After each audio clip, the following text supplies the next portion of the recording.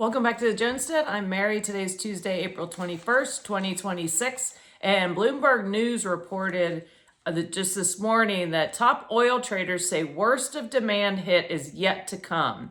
And the article went on to say the world's top oil traders said that demand destruction wrought by the Iran war is set to deepen, a sign the full economic impact of the conflict may yet to come. And it definitely, the full impact is yet to come, and they're starting to feel it in Asia.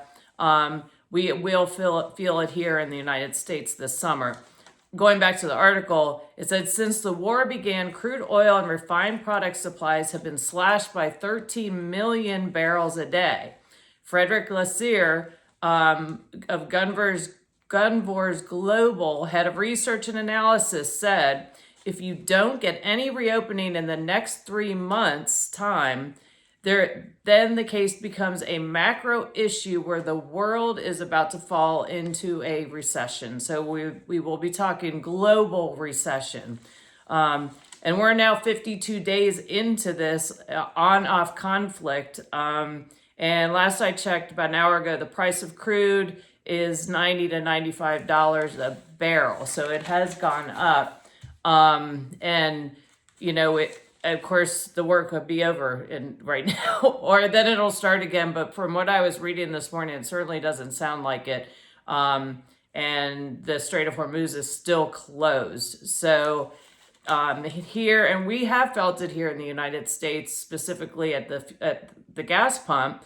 I went on and checked fuel prices in my area today, which is in the Williamsburg area. And regular unleaded is $3.85 a gallon. Diesel is $5.60 a gallon. But I know diesel is higher in other parts of the country, definitely. So we're seeing that, and you know, this on-off thing.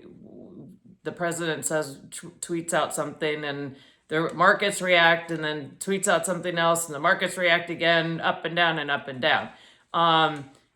But something to pay very close attention to is these cost increases hit our trucking industry hard because they are dependent on diesel fuel, obviously. And the trucking industry is still experiencing financial strain in 2026 following what experts termed the Great Freight Recession that began in 2022.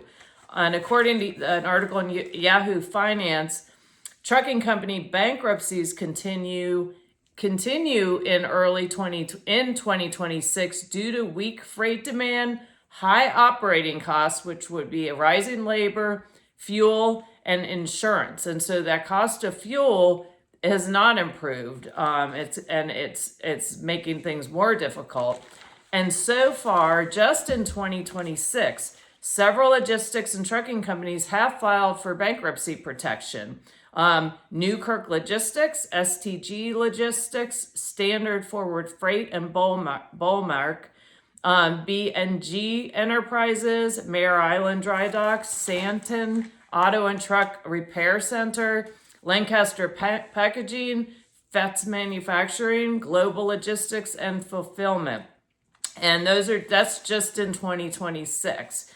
And so even if the strait were to open today, it would take, based on what I've read, it would take at least 9 months for everything to, as far as supply chains go, to get everything moving again and get everything back on track.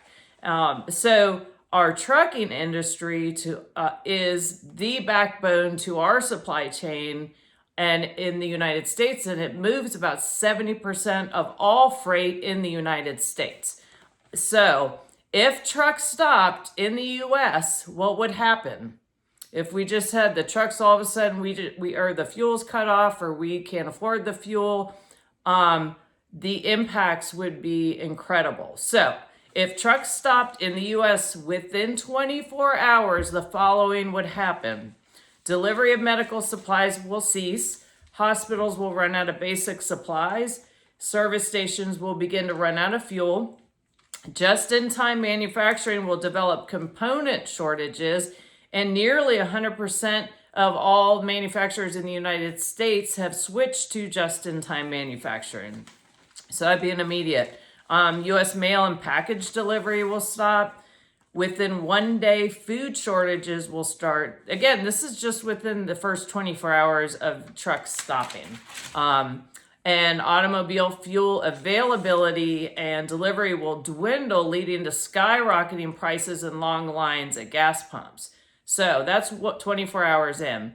2 to 3 days in, after a truck stop, food shortages will escalate, especially in the face of hoarding and consumer panic.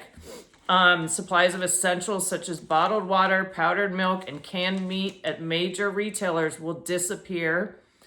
ATMs will run out of cash, and banks will be unable to process transactions. Service stations will completely run out of fuel. And so think of the impacts of that. It's not just the fact that you can't drive your car to go get anything. Think of the impacts on police, fire, and rescue, public transportation. Garbage will start piling up in urban and suburban areas. Also, container ships will sit idle in ports, and rail transport will be disrupted, eventually coming to a standstill. That is 2 to 3 days after trucks stop moving in the United States. 1 week without trucks. Automobile travel will cease due to lack of fuel. Hospitals will begin to exhaust oxygen supplies. And second week, clean water supply begins to run dry.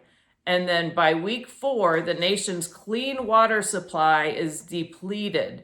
And why is this? Every 7 to 14 days, all water treatment plants receive chemicals by truck delivery to make drinking water safe. So this really goes to show you how fragile our supply chain is in the United States, and you have to think about how dependent we are upon that.